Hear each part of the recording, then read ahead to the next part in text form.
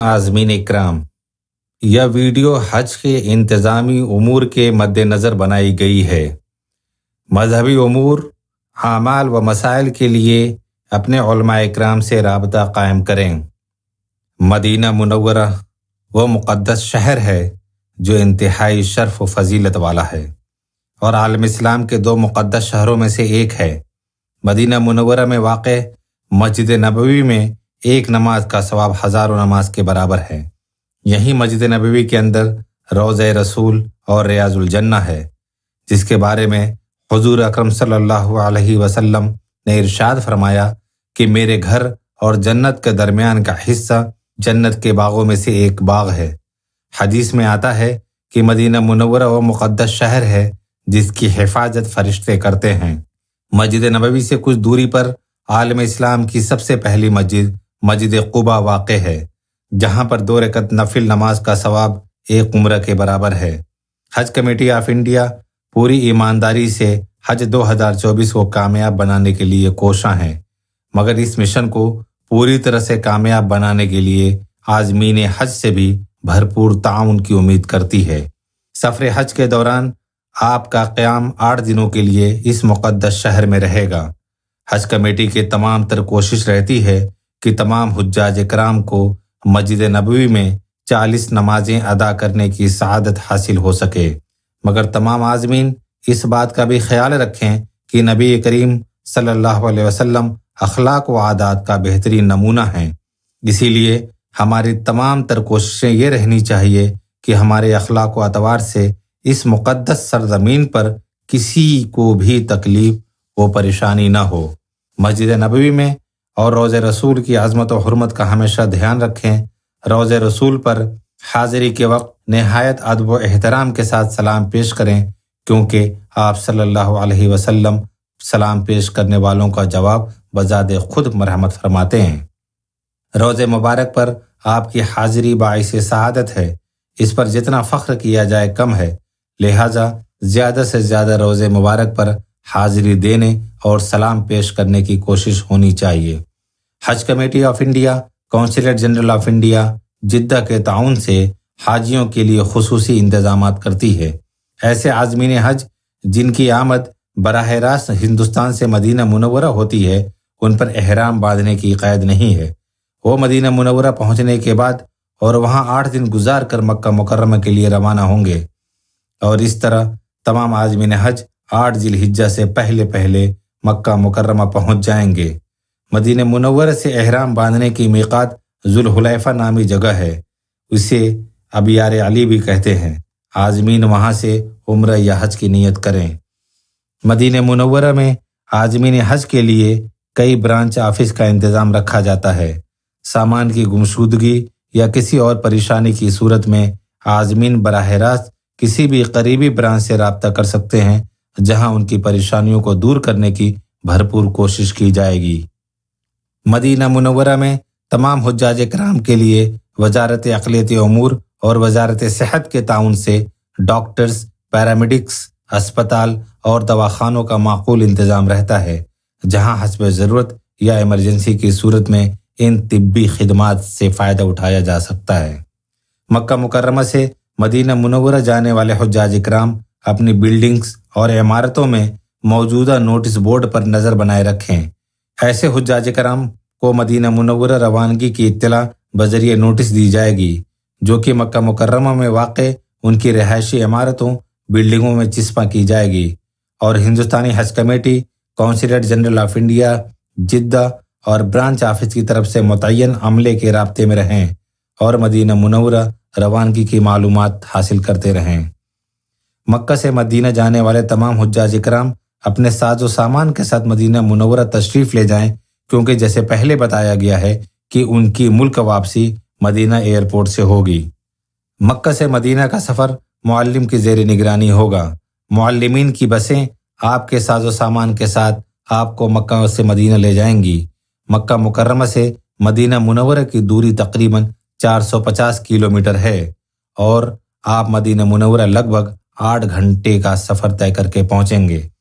مدینہ منورہ پہنچ کر ہندوستانی حج کمیٹی و انڈین کونسلیٹ جدہ کا عملہ آپ کو آپ کی رہائش گاہ پر لے جائے گا۔ یاد رہے کہ مکہ مکرمہ کی طرز پر یہاں آپ کی رہائش گاہوں میں باورچی خانے نہیں ہوں گے۔ یہاں کمروں میں کسی بھی طرح کا کھانا بنانے کی سخت ممانعت ہے۔ اپنی رہائش گاہ سے باہر نکلتے وقت اپنی عمارتوں اور راستوں کی نشاندہی کر لیں۔ بہتر ہوگا کہ اپنی قیام گاہ کا لوکیشن اپنے موبائل میں محفوظ کر لیں تاکہ راستہ بھٹکنے اور گم ہونے کا ڈر نہ رہے۔ اپنی رہائشی بلڈنگوں کے وزٹنگ کارڈز اپنے پاس محفوظ کر لیں۔ اکثر کارڈوں میں دوسری تفصیلات کے ساتھ ساتھ عمارت سے مسجد نبوی تک کے راستے کا نقشہ بھی مذکور ہوتا ہے۔ مسجد نبوی میں خواتین و مرد حضرات کے داخلی دروازے الگ ہونے کے ساتھ ساتھ نمازیں ادا کرنے کے لیے بھی علیحدہ مقامات مخصوص ہوتے ہیں۔ لہٰذا آپ اپنے ساتھی خواتین کے ساتھ پہلے ہی عبادت سے فارغ ہونے کے بعد ملنے کے مقام کا تعین کر لیں، کیونکہ اکثر ان مواقع پر بھیڑ بہت زیادہ ہو جاتی ہے جس سے ساتھ چھوٹنے کا خدشہ بنا رہتا ہے۔ مسجد نبوی کے پاس سب سے نزدیکی دواخانہ جنت البقیع کی چہار دیواری کے قریب واقع ہے اور دوسرا سب سے قریبی دواخانہ باب السلام کے سامنے ہے جس کا نام الصافیہ ہیلتھ سینٹر ہے۔ آپ مسجد نبوی میں داخل ہو کر نماز ادا کیجیے اور نماز سے فراغت کے بعد روضہ رسول اکرم صلی اللہ علیہ وسلم پر حاضری کے لیے آگے بڑھیں۔ سلام پیش کرنے کے لیے باب السلام سے داخل ہوں اور درود و سلام کے بعد باب البقیع سے باہر نکلیں۔ آپ کے ٹھیک سامنے چند قدم کے فاصلے پر جنت البقیع قبرستان واقع ہے جہاں مقررہ اوقات پر حاضری کے لیے کھولا جاتا ہے۔ مسجد نبوی کے حدود میں داخل ہوتے ہی آپ کو بلاکس کی شکل میں چھوٹی چھوٹی عمارتیں نظر آ جائیں گی جو کہ در حقیقت طہارت خانے اور وضو خانے ہیں جن پر نمبرات درج ہوتے ہیں۔ روضہ مبارک کے پیچھے چبوترا نما ایک جگہ ہے جو صفہ کہلاتی ہے۔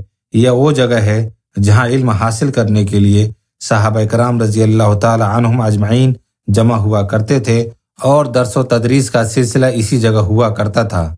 بھیڑ اور مجمع ہونے پر صبر سے کام لیں کیونکہ یہ نہایت ادب و احترام کے مقامات ہیں۔ ذرا سی بے ادبی آپ کو ثواب عظیم سے تو محروم رکھے گی ہی، علاوہ ازیں آپ بے ادبی کے گناہ کے بھی مرتکب ہو جائیں گے۔ حضور اکرم صلی اللہ علیہ وسلم کے حلقہ کے بعد سیدھی جانب میں حضرت ابو بکر و حضرت عمر رضی اللہ تعالی عنہما کی قبریں ہیں، لہٰذا ان کے روبرو بھی سلام پیش کریں۔ قیام مدینہ منورہ کے دوران کثرت سے روضہ رسول پر درود و سلام عرض کرتے رہیں۔ مدینہ منورہ کے کچھ تاریخی مقامات کی زیارتیں۔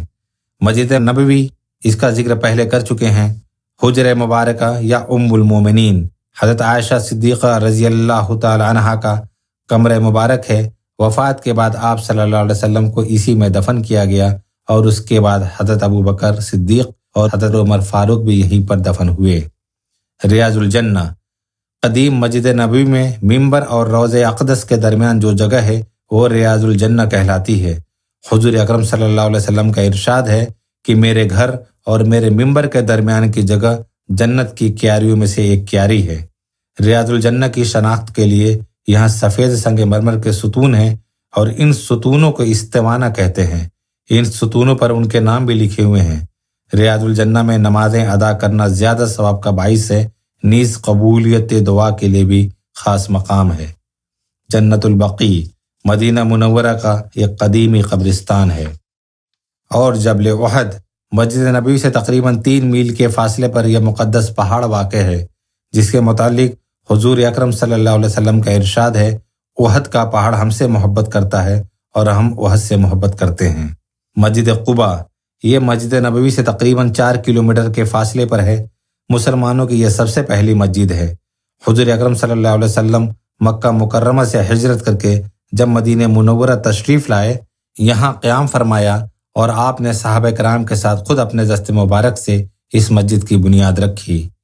حضور صلی اللہ علیہ وسلم کا ارشاد ہے کہ جو شخص اپنے گھر سے نکلے اور مسجد یعنی مسجد قباء میں آ کر 2 رکعت نفل نماز پڑھے تو اسے ایک عمرہ کے برابر ثواب ملے گا۔